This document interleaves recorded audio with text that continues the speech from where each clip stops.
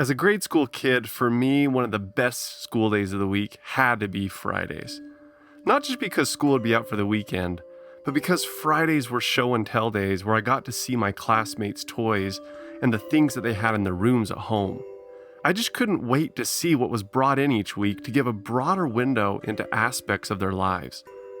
Although I wouldn't have been able to articulate it then, it's like as a kid I could already sense that seeing tangible objects brought greater insight into the reality of people's lives and experiences.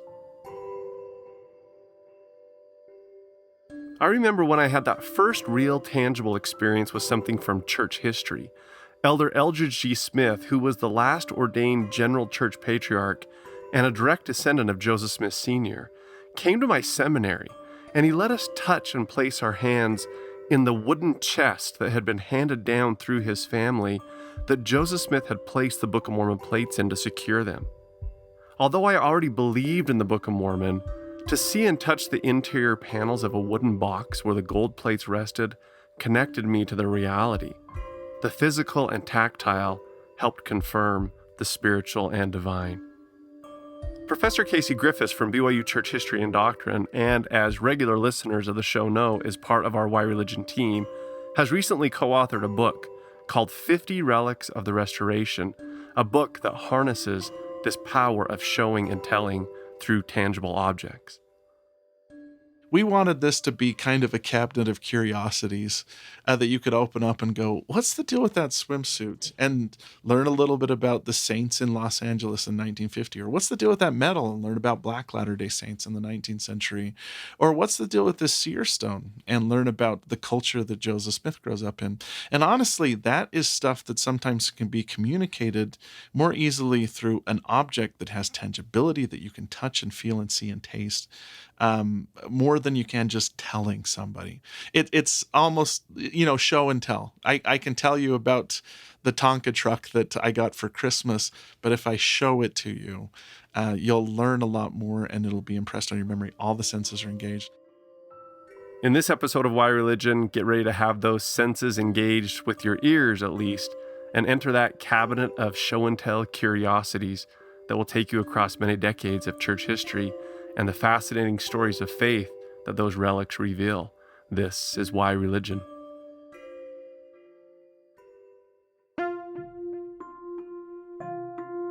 Each year, religion professors at Brigham Young University produce hundreds of publications on subjects related to the Church of Jesus Christ of Latter-day Saints. This podcast brings this research into one place to enlighten the everyday seeker of truth. Seek learning, even by study and also by faith. Interviewing the author, we discuss why this study was done, why it matters, and why the professor chooses to be both a scholar and a disciple. This is Why Religion. Research to enlighten your mind.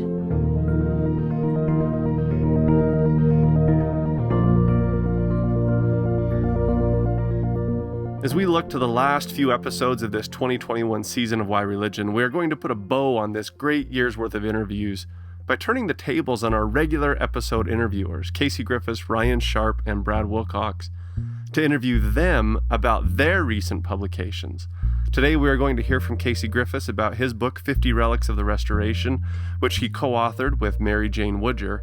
And next episode we will hear from Ryan Sharp about his publication chapter in the recent RSC book on Samuel the Lamanite.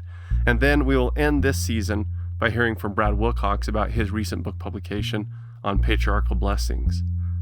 So as we draw to a close for both this calendar year of episodes and also a year in 2021 with Come Follow Me that is focused on church history and the Doctrine and Covenants, this episode is timely to give a broad overview of some fascinating aspects related to the early restoration. In part one, Professor Griffiths will take us into some of these objects, like a book from the doctor who worked on Joseph Smith's leg, Joseph Smith's brown seer stone, the Bible that the prophet used to produce the JST, a Kirtland Safety Society banknote, and Joseph Smith's Masonic apron. In part two, he will continue with his discussion on more relics and why they matter, and in part three, he will tell us about why he came to BYU to become a professor and why he chooses faith. So here's Professor Griffiths being interviewed by his colleague Brad Wilcox. My name is Brad Wilcox, and I'm here with Casey Griffiths. Usually Casey is the one on the other side of the desk. He's usually the one that's interviewing a member of our faculty about his research or her research. And today I'm the one who's interviewing him about some of his research. And we're going to be looking at a new book that's coming out called 50 Relics of the Restoration. Tell us about your co-author. Tell us about how long you've been working with this. Oh, thanks, Brad. It's nice to be on this side of the table for once. My co-author is Mary Jane Woodger, who's just a wonderful collaborator who brings so many unique gifts to this. And this is a project that She's prolific. She's a prolific writer. I don't know when she sleeps, to be honest with you. But this project has been about 5 years in the making. A few years ago, we wrote a book called The 100 Most Important Events in Church History. And we wanted to do a follow-up. And there's a whole genre of books out there that started with the British Museum that about 20 years ago published a book called The History of the World in 100 Objects. And they have everything from like, a primitive axe to a credit card.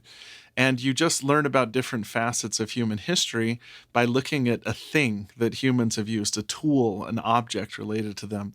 And so there's been History of America in 100 Objects, History of Catholicism in 100 Objects. We were only able to get 50. We're hoping to do a second volume, but we thought 50 would be a good place to start. And we spent the last 5 years visiting. So this is pretty novel. I mean, as far as an idea, it's been done elsewhere, but it hasn't been done in the church. It hasn't been done in the church, which is funny because we're a younger religion. And one of the characteristics of younger religions is this rush to find tangible objects that link you to the founders. And so early Christians, for instance, would try to obtain a piece of the cross or a nail from the cross. Or things like the Shroud of Turin are objects associated with the death, burial, and resurrection of Jesus Christ that are still venerated by Christians around the world. And Christianity and Judaism from the beginning have been tangible religions. The ancient Israelites had an ark in which they carried around objects including the tablets that the commandments were written on, or a pot of manna, or Aaron's rod. Were all tangible reminders to them that God was a real being that existed in the real world with them and affected real things around them. Passages like Alma 37, where the relics that the Nephites venerated were passed down from father to son, or the latest expression of it is section 17 of the Doctrine and Covenants, where Joseph Smith and the three witnesses of the Book of Mormon are told the objects that they're going to see, the plates, the Urim and Thummim, the sword of Laban, the breastplate, the Liahona, seeing these objects, and in the case of the 8 witnesses, handling objects like the plates, was a real way to connect the present with the past, and again to reinforce that idea that this isn't an abstract God, this is a real being that intervenes in real people's lives. That was what we were going for, was to say the restoration is less than 200 years old. And a lot of these objects, we can verify that they're real. That's another problem with pieces relics. of the cross. Yeah, Mark Twain joked that he saw enough of St. Philip's digits that he could have reproduced him wholly just from the fingers that he saw. We tried to do the best we could to verify that each of these objects was the genuine article that was connected, that they had a providence that linked back to someone in the restoration. And I gotta be honest, there was something beautiful and wonderful about touching something that someone that I love and respect had touched. One of my favorite objects was the pulpit that Thomas S. Monson would have presided from when he was conducting sacrament meeting as a bishop. And I remember I had a professional photographer with me, but I asked for a picture of my own with my hands on the pulpit because I wanted to be connected with him and the good works that he's done. Likewise, we tried as much as we could to verify these and then see what are the small touches associated with them. What are the little things about each of these objects that you might not be able to pick up on initially, but a photograph or an experience with could demonstrate for you. Let's talk a little bit about them. Now, there's 50, so we can't do them all. But I've highlighted a couple here that as I was reading the manuscript, I thought, oh, I've got to talk about this one. And the first one is experimental inquiries into the properties of the blood.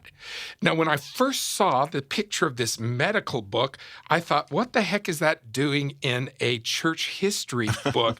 But as I read the connection, I was fascinated. Tell us about it. This book was not authored by, but belonged to a physician in New England named Nathan Smith. And Nathan Smith was well known for kind of learning new and innovative practices and experimenting with them and really forwarding the medical sciences in the United States.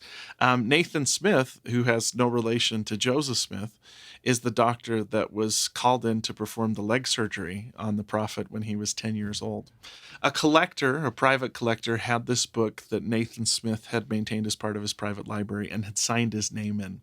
So we were able to verify the provenance of the book.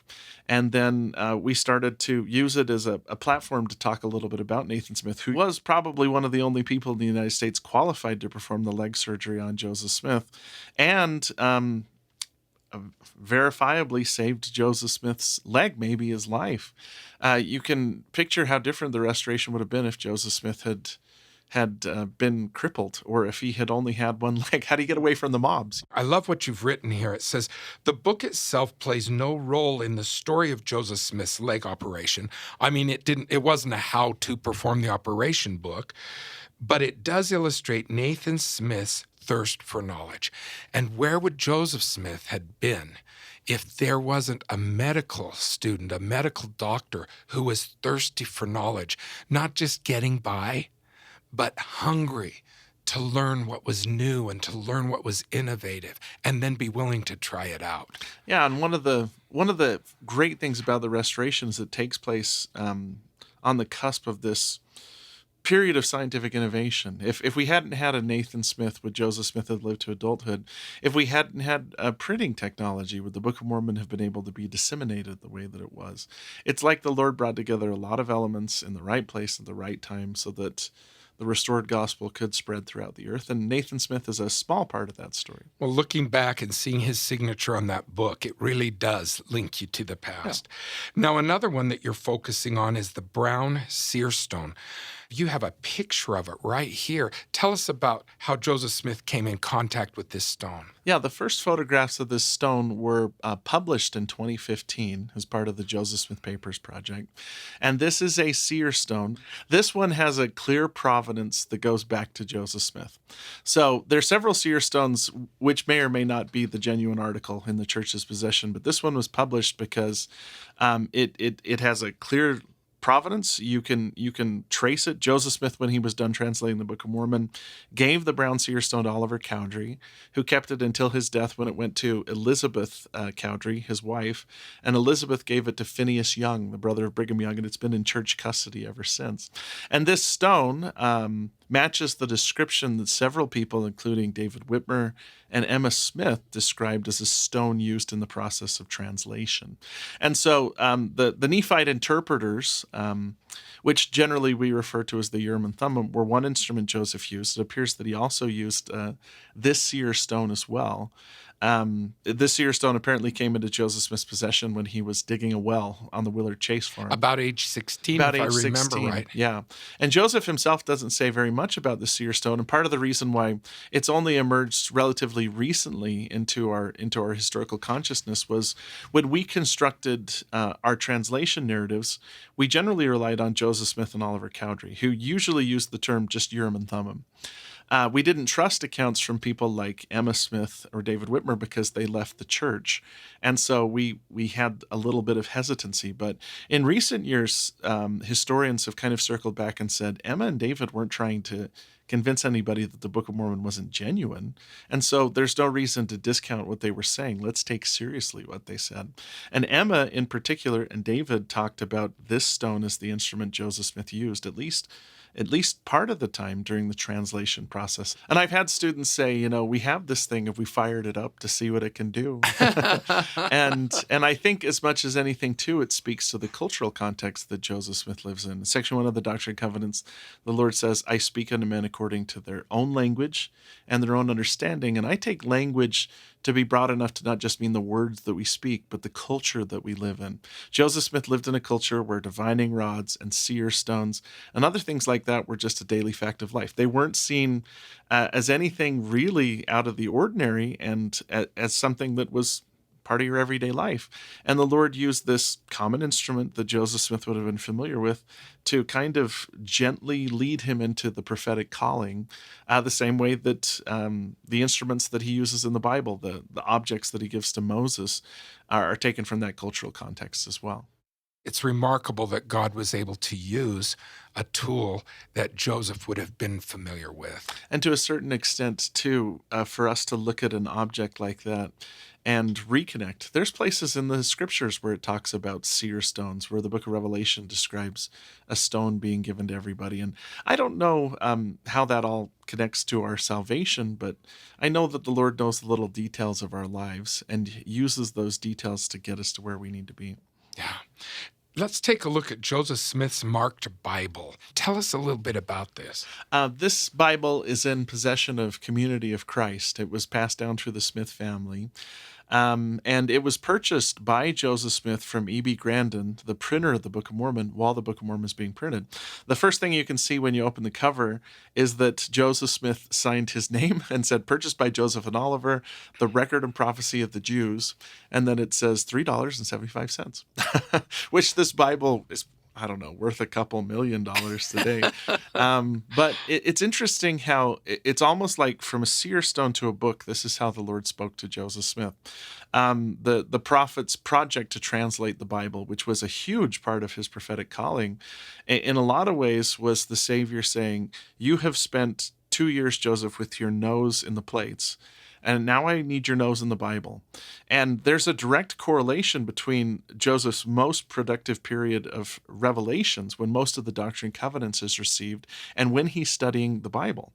It's clear, it's explicit in the Doctrine and Covenants that a lot of sections, like section 76, were the direct result of his intensive study of the Bible. So he's not only trying to make a more readable and more understandable and a version of the Bible that taps into the original prophetic voice, he is allowing himself to learn and have the Lord speak to him. You read a passage in John 5 about resurrection, and next thing you know, the vision of the 3 degrees of glory is received. So this is as much a Urim and Thummim as the seer stone was too. It's a beautiful way of looking at it. And it's again one of those tangible things too.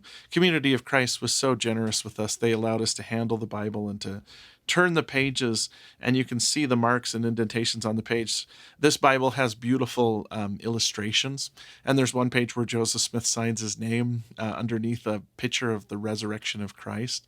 Where you almost get the as feeling, if he's signing the Declaration of Independence or something, where he's saying, I am a witness of this. Yeah, I want people to know that I was here and that I saw and read this as well. That was another one of those things that allowed me to appreciate a part of Joseph Smith's calling that I haven't always been aware of, but to also touch what he touched and feel the same feelings maybe he felt when reading those passages. I always ask my students, did Joseph Smith finish the inspired version? And almost all of them say no. And then I have to correct them and say, he actually did. Well, then why don't we have it? Why don't we use it? I say, because we don't own the copyright. And it is correct to say he finished it. I mean, there's a place in one of the manuscripts where he writes, finished this day of July, 1833. But in a larger sense, he never set the scriptures down. We found this wonderful quote in the Council of 50 Minutes where Brigham Young said, Joseph would have translated the Bible 500,000 times if it was up to him. It wasn't a project to be finished. It was a lifetime pursuit to interact deeply with the scriptures. Once he'd read through the Bible intensely in English, he starts trying to learn Hebrew and Greek. And by the time he gives his last sermon, he's talking about reading the Bible in German, just so that he can appreciate and have the words in every language sort of flow through him. He's so embalmed, I guess you'd say, in this language that it just flows out of him naturally. Also, seeing this Bible allows you to kind of embrace the complexity too, because I always have students say, why didn't we put every change that Joseph Smith made into our scriptures? Right now we have about a third of the total changes. When you look at a page in this Bible, you can see that it's not always totally clear what's a deliberate change and what might be an ink blot. what might be a stray mark or something like that. And so it makes sense that the church has been relatively conservative in the changes it has included. And I should mention that this Bible is one part of the Joseph Smith translation. There's also a set of manuscripts where, in some cases, Joseph Smith wrote out the whole text of, say, Moses 1, or a scribe did. Or they went through and noted changes in the text in the Bible. So this Bible, combined with those manuscripts together, is what brings us the Joseph Smith translation, allows us to see it a little bit. Yeah, I love the banknote that you have, the Kirtland Safety Society note.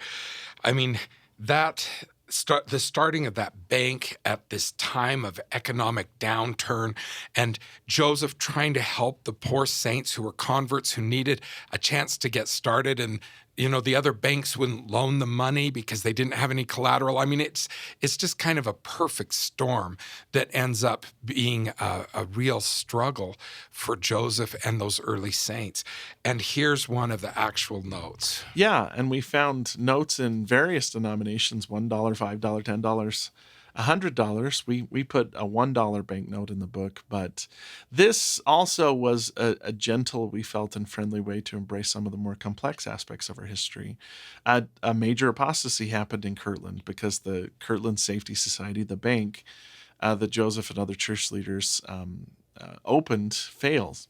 When you see that banknote and realize, boy, this is how the economy worked in 1837. You didn't have a dollar from the government. You had a dollar from your local bank.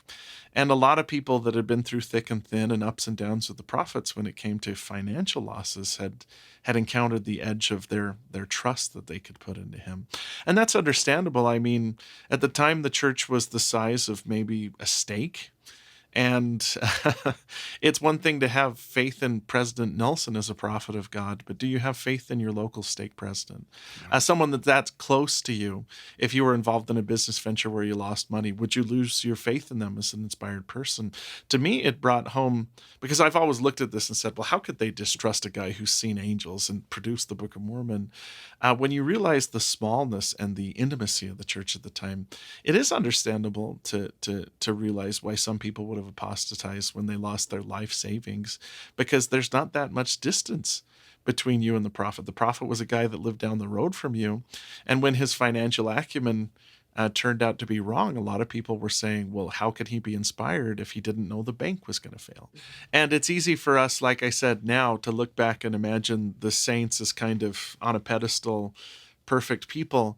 Things like a Kirtland banknote humanize the saints, make us recognize that they were extraordinary people, but also in some ways ordinary people that were worried about where their next paycheck, where their next meal, where their mortgage payment was going to come from. And many were poor. And Joseph Smith starts the bank to try and assist the poor.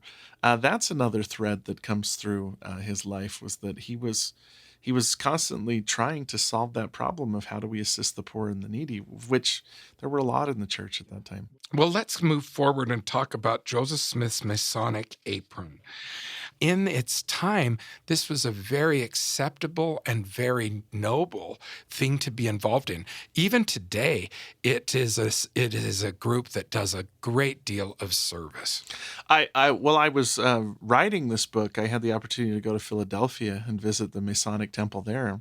And you walk in, and the first thing that you see is Benjamin Franklin in full Masonic regalia, including an apron. And then George Washington's apron is on full display. You can walk into the main hall in the Masonic temple and see a stained glass window with George Washington, and one with Andrew Jackson, and one with Teddy Roosevelt, and one with Harry Truman, all Masons. This particular Masonic apron, which was passed down through the Smith family, represents a period in Nauvoo when Joseph and the saints were very, very concerned that maybe the reason why they had experienced persecution was because they were too inward. One way to do that was to join and establish a Masonic fraternity, which again has implications because some of the pedagogy that is used in the Masonic ceremonies, Joseph takes and adapts for the temple endowment. And so it's another one of those pieces of history that the Smith family held on to and passed down, and it illustrates a time and a place where the saints are thinking, we were too insular in Missouri. Maybe that was the problem. Maybe if we have friends outside the faith, that will protect us from further persecutions. And so the Masonic fraternity set up in Nauvoo was a genuine attempt to try and change the equation, to reach out to other people. The problem was we were too successful at it. Every man in Nauvoo, because Masons didn't admit women at the time, joined the Masonic fraternity, and then that started to produce jealousies among the other Masonic lodges in Illinois, and leads to further tension. It also, like I said, was an avenue that allowed Joseph to reveal and then express the ordinances of the temple, particularly the endowment.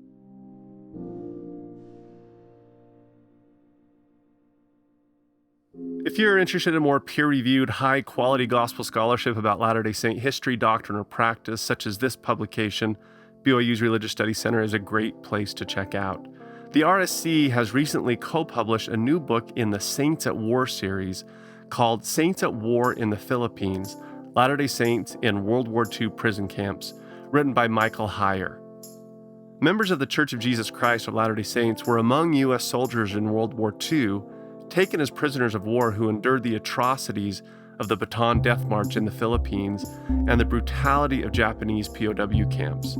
This book is the story, largely told through their personal accounts, of a group of 29 Latter-day Saint POWs in the Philippines, the events that brought them together to form an informal branch of the church in an infamous POW camp, and the events that would later pull them apart, 12 to their liberation and sadly 17 to their death. Again, the book is called Saints at War in the Philippines, Latter-day Saints in World War II Prison Camps. Check it out and pick it up at rsc.byu.edu.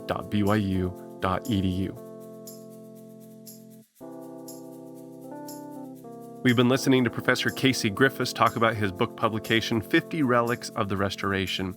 In Part 2, he will continue his discussion of some of these relics of the Restoration, such as Green Flake's Pioneer Medal, Eliza R. Snow's handwritten poetry, the Deseret Alphabet, Jesse Knight's check, James E. Talmage's original Jesus the Christ manuscript, Rosemary Reed's swimsuit design, and Spencer W. Kimball's microphone amplifier.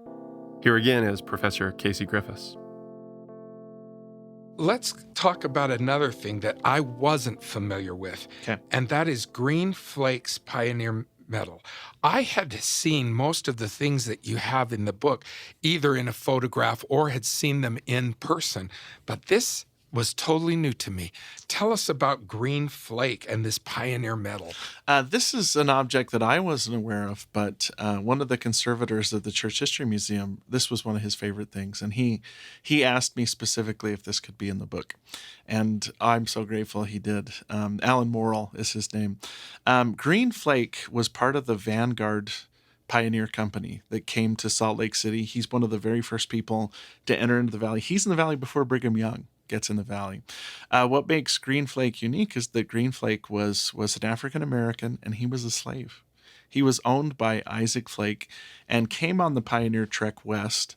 And again, alongside Isaac Flake, as part of the Flake family, came into the valley. Now, in researching Green's story, it just shows how complex a person's narrative could be in the 19th century. Green was raised in slavery. And according to one source, when Green's family joined the church, they offered him his freedom, but he was 16 and didn't have anywhere to go, so he stayed with them.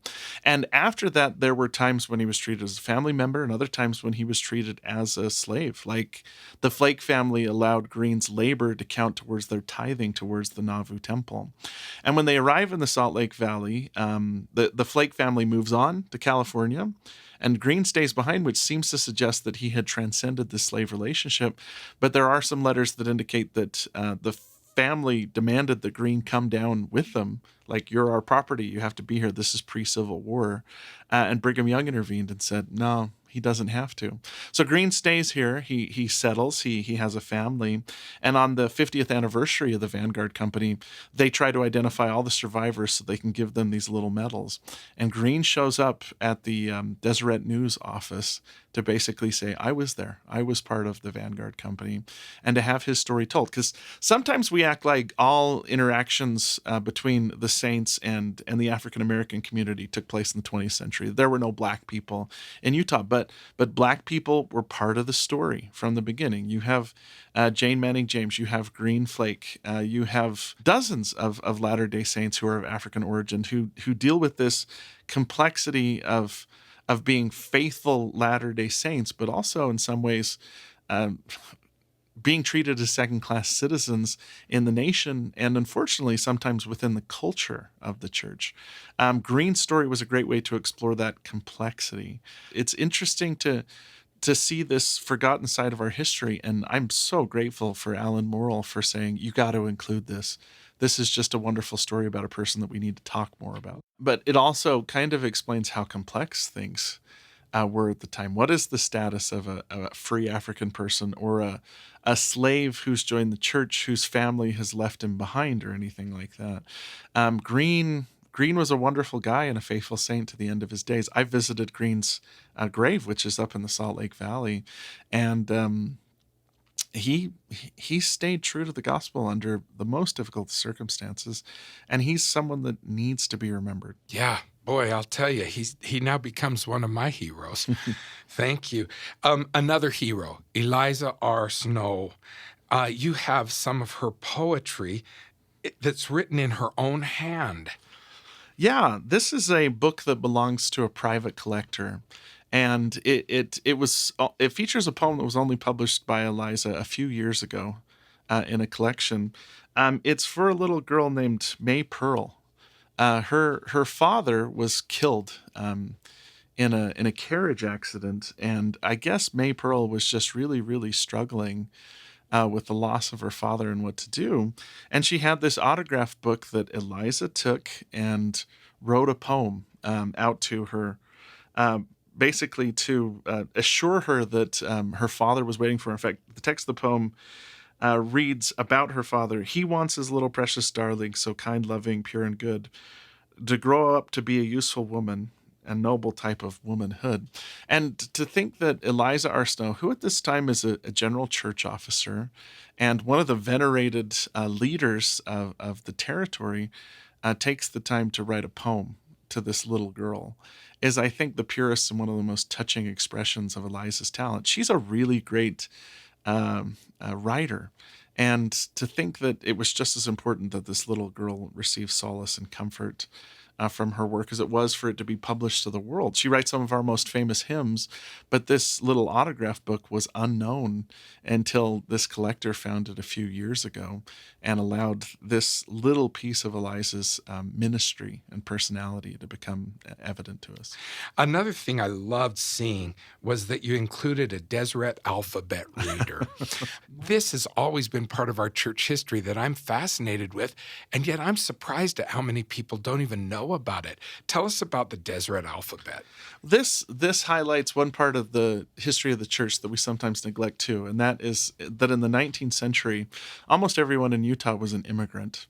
And not from America. If you walk down the street in Salt Lake City, you were more likely to hear a British accent from a person than an American accent.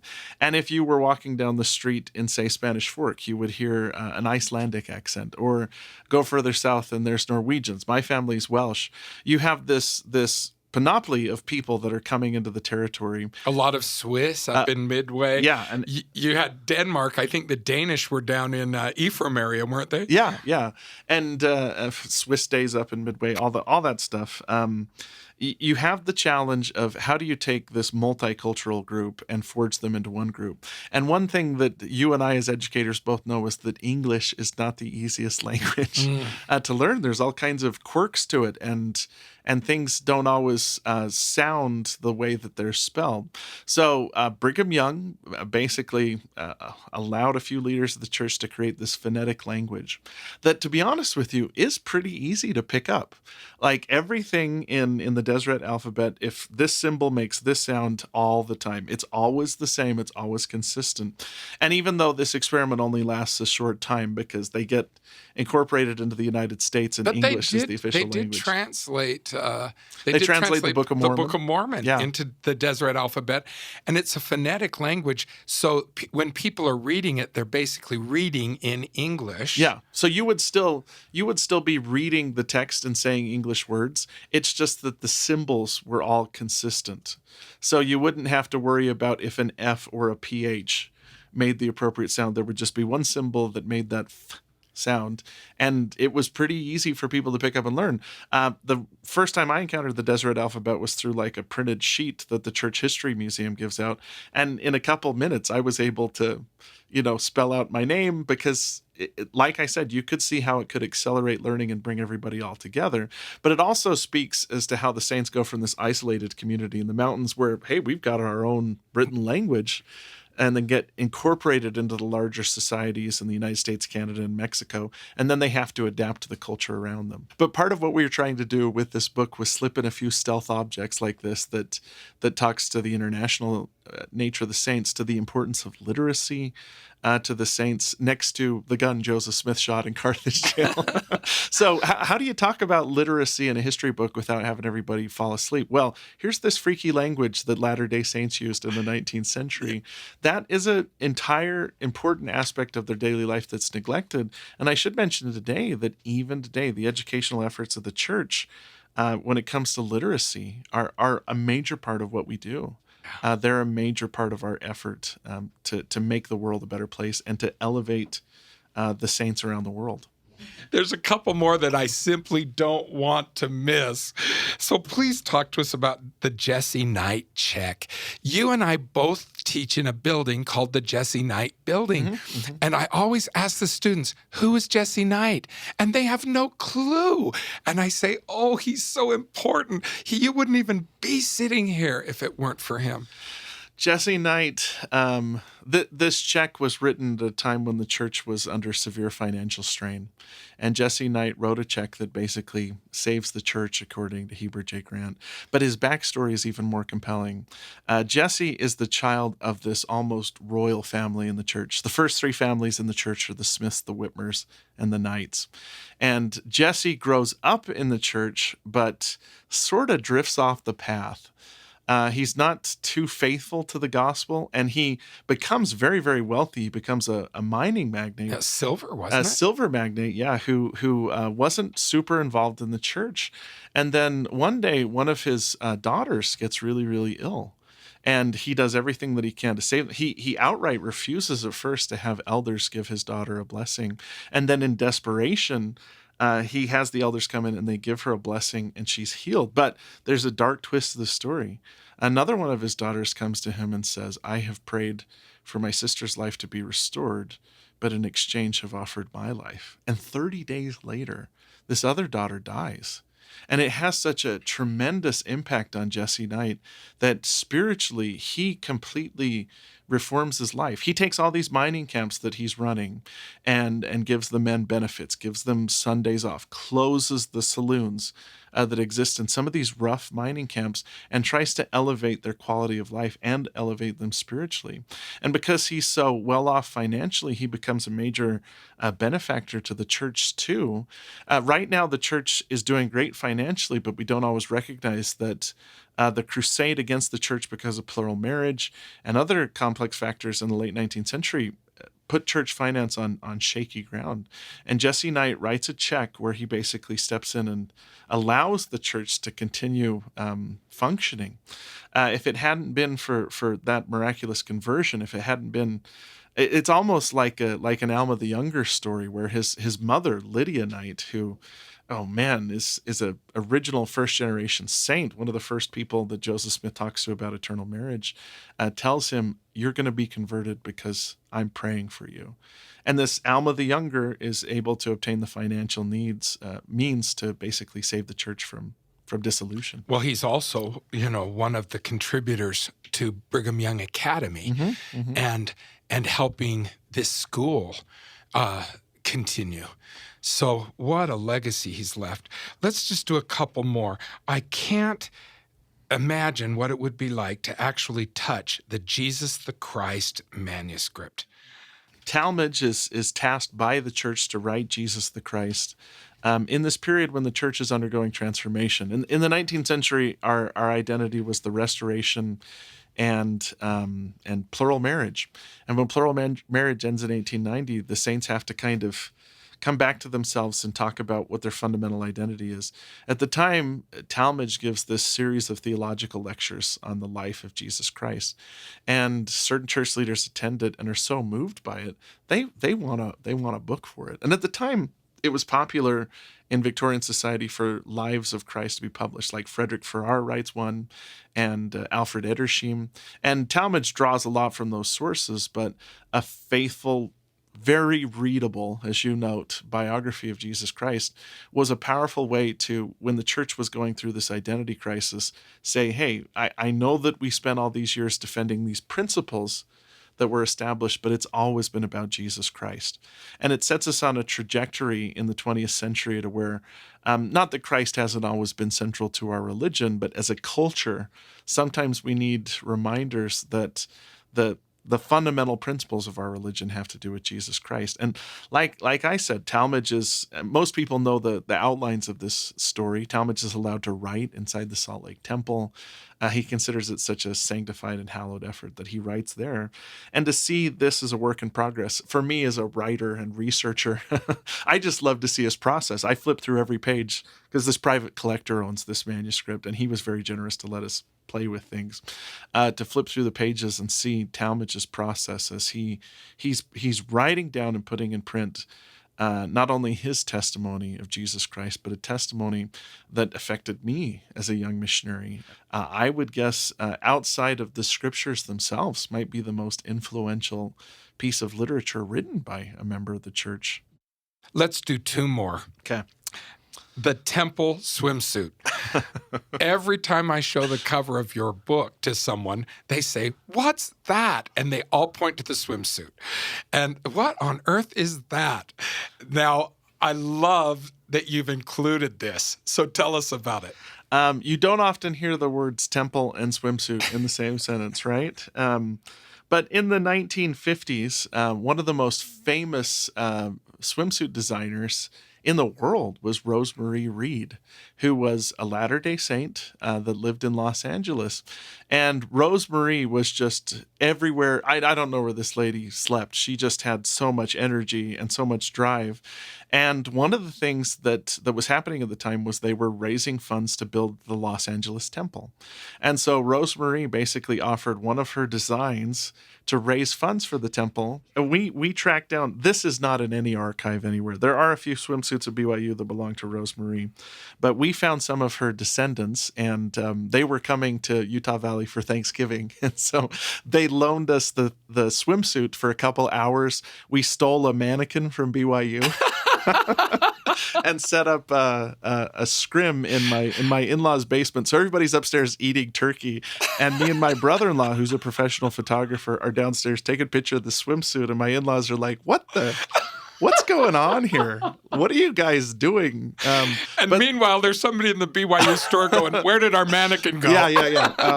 Yeah. And we brought the mannequin back. But the sequins on this suit, which are just absolutely beautiful, the suit's stunning. Like, I don't know anything about fashion, but I remember looking at this and thinking, this is beautiful. They were sewn on individually by the Relief Society sisters in Rosemary's ward. And like I said, so the proceeds of the proceeds went to the temple. Yeah. Wow. So anytime you see the Los Angeles Temple, remember that a swimsuit, at least in part, made that possible. Again, like I said, we wanted a book that would take into account international, women's history, racial and ethnic history, because the church is so many things. But often when you sit down to write a history, you have to focus on one thing. You just have to do that. We wanted this to be kind of a cabinet of curiosities that you could open up and go, what's the deal with that swimsuit? And learn a little bit about the saints in Los Angeles in 1950. Or what's the deal with that medal? And learn about Black Latter-day Saints in the 19th century. Or what's the deal with this seer stone? And learn about the culture that Joseph Smith grows up in.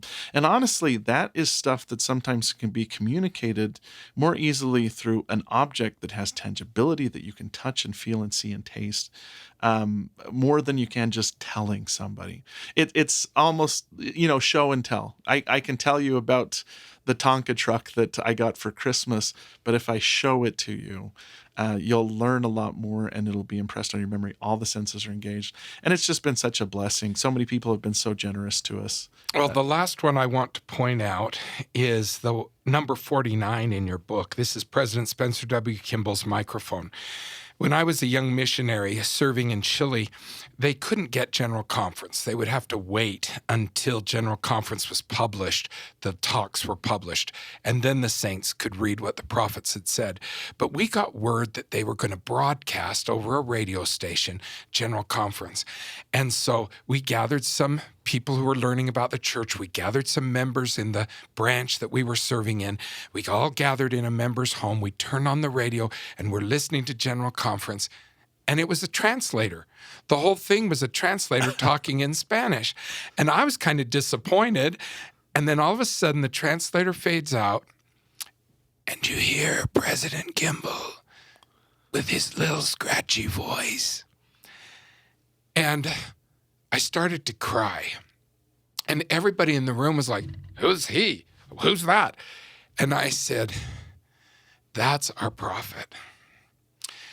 And it meant so much to me that they could hear his voice, not just a translator, not just the printed word. They could hear his voice. And the reason they could hear it is because of this microphone. Yeah.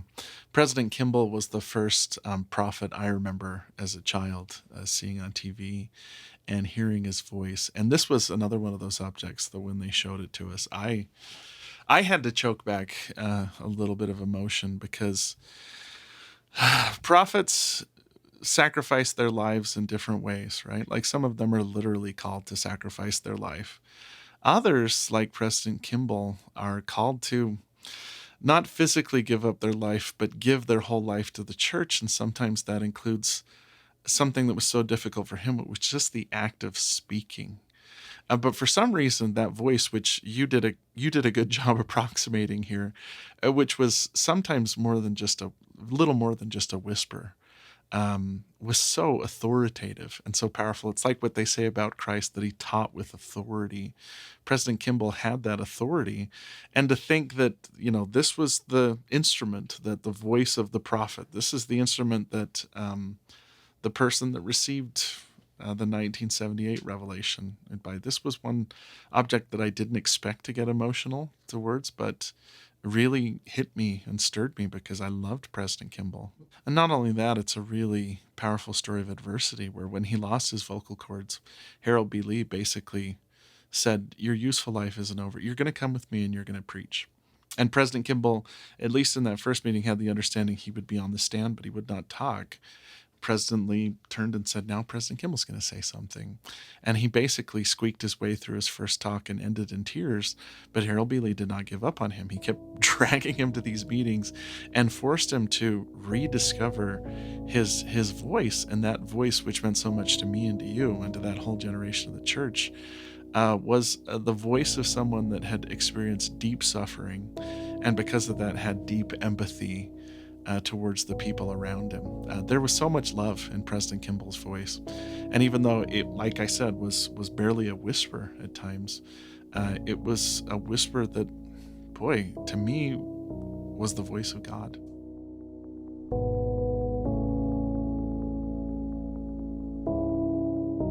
If you're interested in Casey Griffiths and Mary Jane Woodger's book, 50 Relics of the Restoration, we've included a link to it on our website, whyreligion.byu.edu. There you can also read more about Professor Griffiths, as well as get access to links of articles from past episodes. And as usual, I encourage you to make sure you've subscribed to the podcast to get automatic downloads of the latest episodes, to share this podcast with others, and leave us a rating on your podcast platform to help promote and share it with others. We are grateful when you do so. Well, we've arrived at our final segment of Why Religion, where we like to talk a little bit about the professor's academic journey and faith. We conclude with Professor Griffiths telling about his career journey that brought him to BYU and why he is a man of faith. Let's talk about how you came to BYU. Okay. I am a seminary teacher. Not ashamed to say that, and I loved my career as a seminary teacher. I think I could have taught high school my entire life. There's and something loved it. invigorating about being with the youth. There is. And honestly, that was why I got into teaching in the first place, was just with the idea that I was going to be a high school seminary teacher my entire life. And then I came to BYU to do a master's degree and started getting involved in research and realized how much I loved to research and how much I love to write. I was fortunate enough to get hired here at BYU, and I have tried not to waste a minute since. I've Where taken did you advantage. teach seminary? I started out in the Salt Lake Valley, so kind of the breadbasket of the church. At Alta High School and Jordan High School, teaching the Hawks and the Beat Diggers. And like I said, loved all of my experience, but started to have this itch to write and to research, and to kind of experience the church. For instance, the first time I went to the Sacred Grove was right after I got hired here at BYU. When we got to Palmyra the first time, we got into town at 11 p.m. And I was so excited to go to the Sacred Grove that I walked from our hotel to the Grove at 1 a.m. in the middle of a rainstorm. And I remember walking through the Grove and thinking, this is the place where Heavenly Father and Jesus appeared. And then hearing someone behind me and it's pitch black and all I have is my cell phone, and thinking, this is where Satan appeared too. Maybe I ought to get out of here as fast as I can. I came back the next day and there were just a bunch of raccoons. I mean, I don't think I'm significant to draw a demonic visit, but to be in that place and to feel the leaves and to hear the vegetation crunching under your feet really has this kind of transportational effect on people. And that's one thing that I have been so richly blessed with here at BYU, is opportunities to see and have these experiences, and hopefully share them with other people, especially my students. And that is the last thing that I've got to mention, is the students here at BYU are just so wonderful to work with. I had the feeling that in seminary I was really fighting Satan, and at BYU I was going to be preaching to the choir. But the students here at BYU, as wonderful as they are, have their own struggles, and I wanted to be a part of that.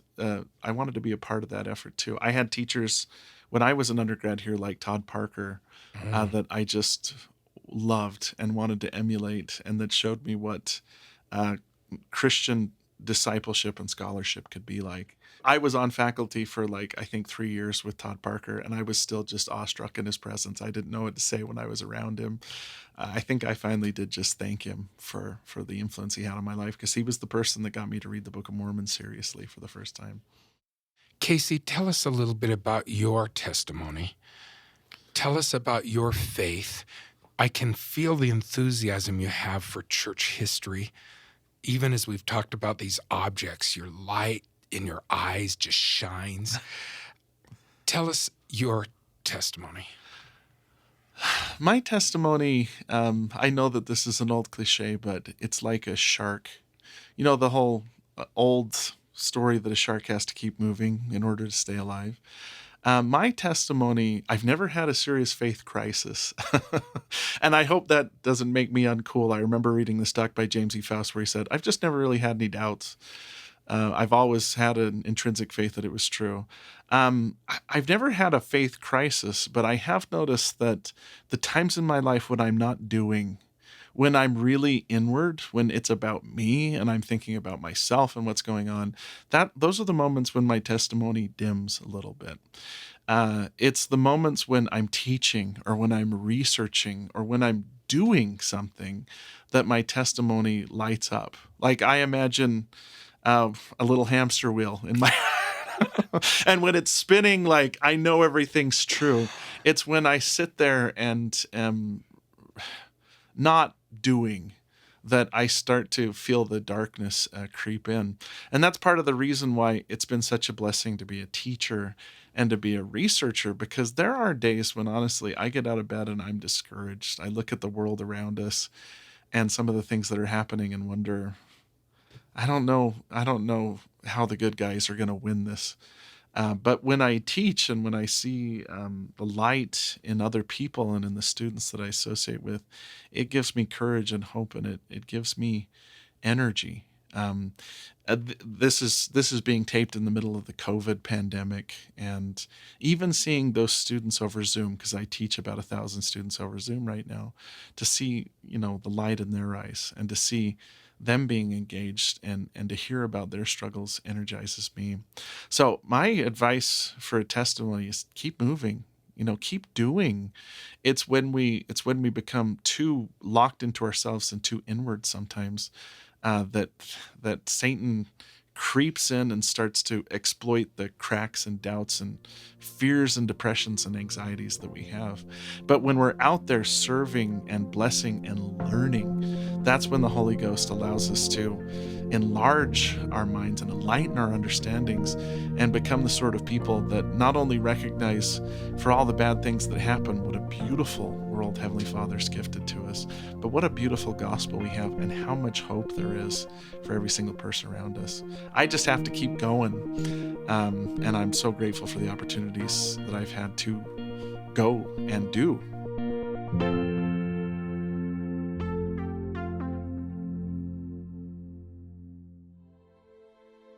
Thank you for listening to Why Religion. This podcast is a production of religious education at Brigham Young University in Provo, Utah. My name is Anthony Sweat. I'm the executive producer. The Why Religion podcast team also includes, from BYU Religious Education, Professors Brad Wilcox, Casey Griffiths, and Ryan Sharp. Recording and mixing were done by BYU students Mitchell Bashford and Connor Miller. Say hi, Mitchell and Connor. Hey, guys. Hi. Original music and scoring for Why Religion podcast was created by the fabulous BYU student musicians Grant Cagle, Sam Clausen, Colette Jones, and Alistair Scheuermann. If you enjoy what you've heard, please like and subscribe to Why Religion on wherever you get your podcasts and leave us a rating. It really helps. And join us next time as we continue to bring the everyday Latter-day Saint fascinating gospel studies done by Brigham Young University religion professors to enlighten your mind and strengthen your faith.